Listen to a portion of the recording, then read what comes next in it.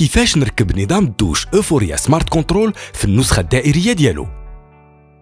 مرحبا بكم في ورشة عمل غروي. اليوم غادي نوريكم سهولة تركيب نظام الدوش اوفوريا سمارت كنترول في النسخة الدائرية ديالو. كاين حتى النسخة المكعبة اللي عندها نفس الخطوات.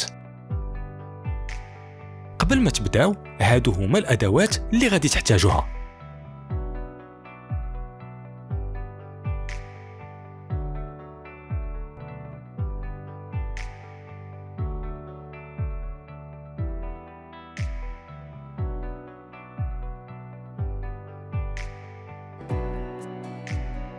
في البواطة غادي تلقاو الترموستاتيك وجميع القطع ديال الراكوردمون.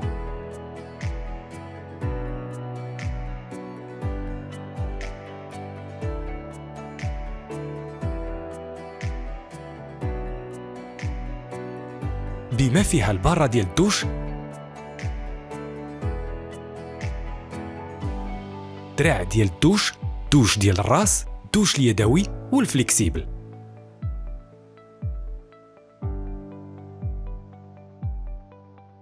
لي راكورب اس كيجيو مع لاكريس والجوانات احتياطيه. ما تفاجئوش الا شاطوا لكم من بعد ما تساليو.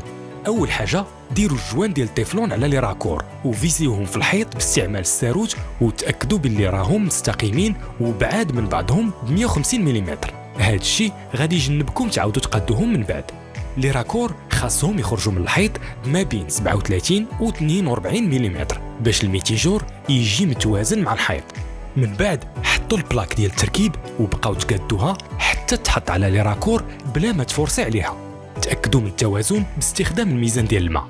ودابا ركبوا البلاك ديال التركيب بالكروات وعلموا التقابي اللي غادي تحفروا فيهم بجوج. حيدوا البلاك، حفروا التقابي، ركبوا الشوفيات وعاودوا ركبوا البلاك في بلاصتها. اخيرا زيروا الكروات وثبتوا البلاك مزيان بالفيسات. دابا جا وقت تغسلوا لي راكور باش تاكدوا بانها نقيه باش ما توسخش لينا الميتيجور من بعد. في المعتاد تيود الماء السخون ديما كيكون في الجهه اليسرى، ولكن ما فيها باس الا تاكدتوا من هذا الشيء قبل ما تكملوا. دابا وصلنا للميتيجور. نصيحه للتركيب ديالو، من الاحسن تركبوا الكروات ديال النحاس في الجهه اليمنى واليسرى ودوروهم 2 ولا 3 ديال الدورات. حطوا الترموستاتيك على لي راكور المدهونين بلا كريس ودفعوه حتى يلصق مع الحيط. زيروه بالكروات ديال النحاس ومن بعد ركبوا البلاك ديال التركيب في الميتيجور باستعمال 2 ديال الفيسات. زيروا الفيسات بالتناوب بين الجوانب بجوج باش التركيب يكون مضبوط. سدوا الصمامات للسلامه. حلوا الماء بشويه، تاكدوا من ان لي راكور ما فيهمش الفويت ومن بعد سدوا الماء. دابا وقت التركيب ديال البواتيه. قبل ما تبداو تاكدوا من الوضعيه ديال الصمامات وازرار التحكم. الصمامات خاص يكونوا موجهين للفوق باش التركيب ديال البواتي يكون صحيح. كل شيء خصو يكون كيشوف الفوق بصفه مضبوطه باش التركيب يدار مزيان، والا ما غتقدروش تضبطوا مستوى تدفق الماء من بعد. ردوا البال، راه الا ما كانش الوضعيه ديال الصمامات صحيحه هذا الشيء يقدر يتسبب في اضرار. من بعد صافوا اليمين مع اليسار وركبوا البواتي. ملي غادي تدوروا وحده التحكم غادي تحسوا بمقاومه خفيفه. دهنوا الجوان بلا كريس، ثبتوا البواتي في الاول غير بيديكم ومن بعد زيروه غير بشويه. ودابا تاكدوا من الازرار، خاصهم يكونوا ساهلين في الضغط والتشغيل، والا خاصكم تعاودوا تاكدوا من التركيب ديال البواتي. من بعد غادي نجمعوا الباره ديال الدوش قبل ما نركبوها. من الاحسن تكون الوضعيه المثاليه اللي غيقدر يكون فيها السيبور ديال الباره ديال الدوش هو 997 ملم على حسب الجوانات ونوعيه الحيط. السيبور يقدر يركب حتى ل 100 ملم لتحت. السيبور يقدر يركب حتى ل 40 ملم للفوق، ولكن الدراع ديال الدوش ما غاديش يبقى قابل للتعديل. حيدوا لادابتاتور وديروا التيو داخل العمود ديال الدوش. دابا ركبوا لادابتاتور في التيو وديروه داخل البره حتى الاخر.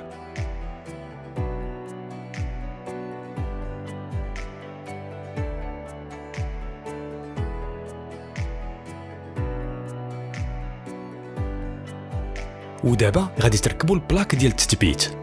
من بعد دخلوا العمود اللي جمعتو في الميتيجور.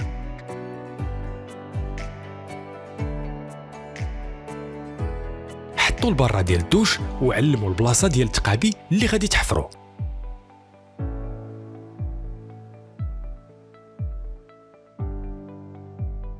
من بعد حفروا التقابي وثبتوا السيبور في الحيط. الا كان الواجهه ديال الكارلاج ما وصلاش للسيبور، كاينه واحد الكاله ديال 8 ملم تقدروا تستعملوها باش يشد مزيان. من بعد ركبوا لا روزاس.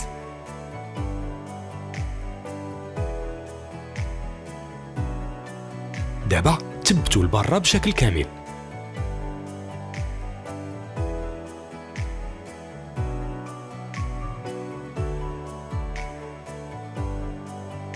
من بعد غادي نركبوا الدوش ديال الراس. دخلوا الغطاء ومن بعد الرسول.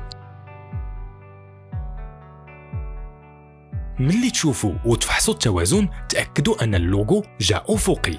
دوروا الدوش ديال الراس تقريبا 35 درجة لليسار، ثبتوه ودوروه شوية اليمين باش يشد بلاصتو مزيان.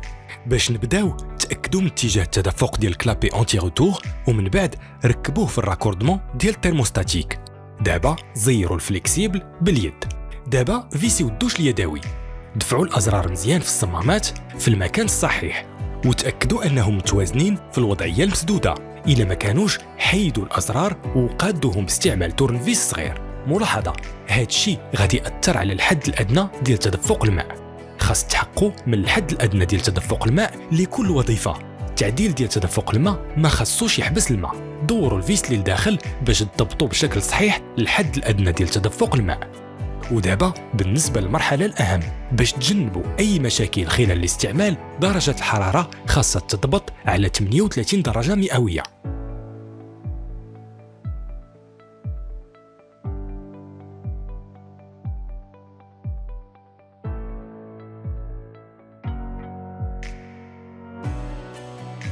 خليوا المدايز قيسوا درجة الحرارة وضبطوها بدقة باستعمال كارتوش ترموستاتيك. دابا ركبوا البواني مع الزر اللي خاص يشوف الفوق نيشان. إلا قضات الضرورة تقدروا تفعلوا خاصية سيف ستوب بلس في 43 درجة مئوية بإدخال القطعة الحمراء. هذا مكان غادي يكون سهل حتى عليكم. كنتمنى تدوز الأمور مزيانة.